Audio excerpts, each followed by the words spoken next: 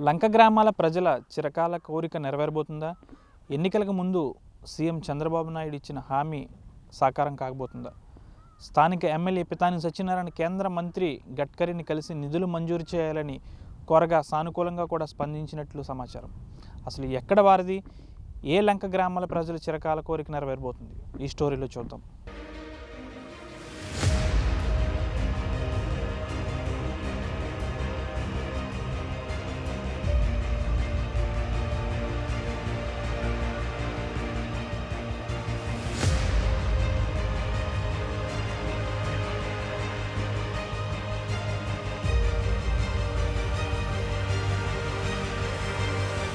పశ్చిమ గోదావరి జిల్లా ఆచంట మండలానికి సంబంధించి గోదావరి లంక గ్రామాల ప్రజలు ఎంతో కాలంగా వారధి నిర్మాణం కోసం ఎదురుచూపులు చూస్తున్నారు.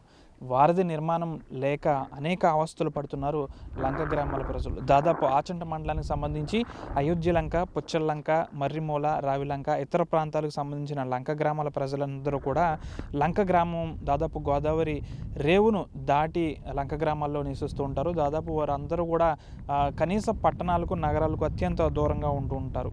అంతేకాదు గోదావరికి వరదలు వచ్చిందంటే చాలు వారి అవస్థలు అన్నీ కావు, దాదాపు ప్రాణాపాయ స్థితిలో కూడా వారు వెళ్తూ ఉంటారు. దీని అంతటికీ గల కారణం కనీసం ఆ గ్రామాలకు వారధి లేకపోవడమే.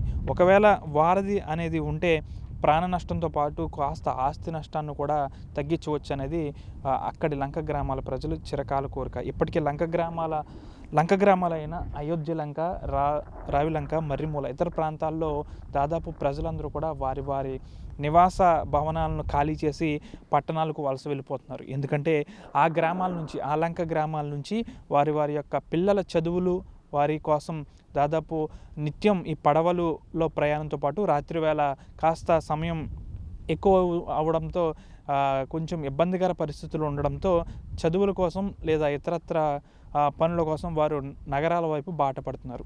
దాదాపు లంక గ్రామాలు అంటే అయోధ్య లంకతో పాటు కొన్ని లంక గ్రామాలు ఇప్పటికే ఖాళీ అయిపోయిన పరిస్థితి.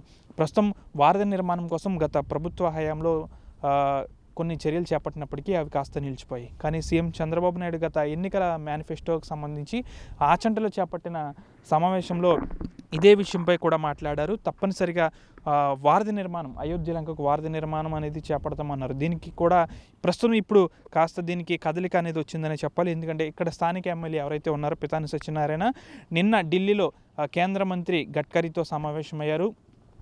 ఇటు పశ్చిమ గోదావరి జిల్లాకు సంబంధించి కోడేరు నుంచి కోనసీమ జిల్లా పి గన్నవరం వరకు కూడా బ్రిడ్జ్ వేసేలా ప్రతిపాదనలు కూడా అతనికి అందజేశారు. దానికి సంబంధించి నిధులు కూడా మంజూరు చేయాలని ఆయన కోరిన పరిస్థితి కూడా మనం నిన్న ఆయన కలయికలో దాదాపు ఒక అరగంట భేటీలో ఇరువురు కూడా చర్చించుకున్నారు. వీరితో పాటు కేంద్ర ఉక్కు శాఖ మంత్రి నర్సాపురం ఎంపీ భూపతిరాజు శ్రీనివాసవరం కూడా ఈ వారధి నిర్మాణం కోసం చర్చించారు. దాదాపు ఈ ప్రతిపాదనలకు సంబంధించి అన్నీ కూడా స్థానిక ఎమ్మెల్యే పితాని సత్యనారాయణతో పాటు శ్రీనివాసవరం కూడా ఇరువురు కూడా చర్చించినట్లు మనకు సమాచారం. పూర్తి స్థాయిలో కూడా వారధి నిర్మాణం చేపడితే ఇటు లంక గ్రామాల ప్రజలకు ఎంతో కాస్త ఇబ్బందులు తగ్గుతాయి. వారు పట్టణాలకి, నగరాలకు వెళ్ళాలంటే కాస్త అనుకూలమైన పరిస్థితులు ఉంటాయి. లేకపోతే ఇదే విధంగా పడవ ప్రయాణంలో వెళ్ళాల్సిన పరిస్థితి, నిత్యం కూడా ఈ విధంగా పడవ ప్రయాణాలు చేసి వారు వెళ్తున్నారు.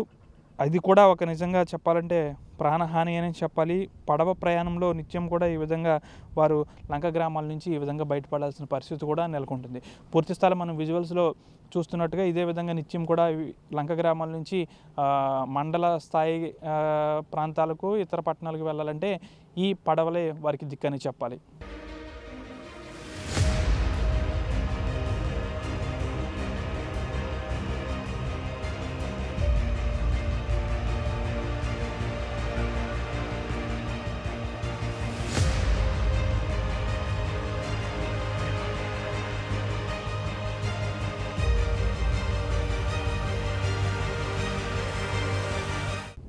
వారధి నిర్మాణం కోసం కేంద్ర మంత్రిని స్థానిక ఎమ్మెల్యే పితాని సత్యనారాయణ కలవడంతో స్థానిక లంక గ్రామాల ప్రజలు కూడా కాస్త సంతోషం వ్యక్తం చేస్తున్నారు.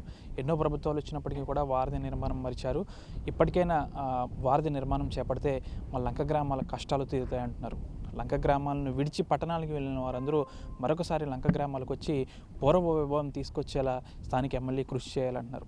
వారి నిర్మాణం ఒక్కటి చేపడితే చాలు తమ భవిష్యత్తు మారిపోతుందంటున్నారు లంక గ్రామాల ప్రజలు. వేడిజన శేఖర్తో మనోజ్ RTV, అయోధ్య లంక గ్రామం నుంచి. మరిన్ని వీడియోస్ కోసం ఛానల్ ని సబ్స్క్రైబ్ చేయండి. లేటెస్ట్ అప్డేట్స్ కోసం వాట్సాప్ ఛానల్ ని ఫాలో అవ్వండి. ఆ లింక్ డిస్క్రిప్షన్ లో ఉంది.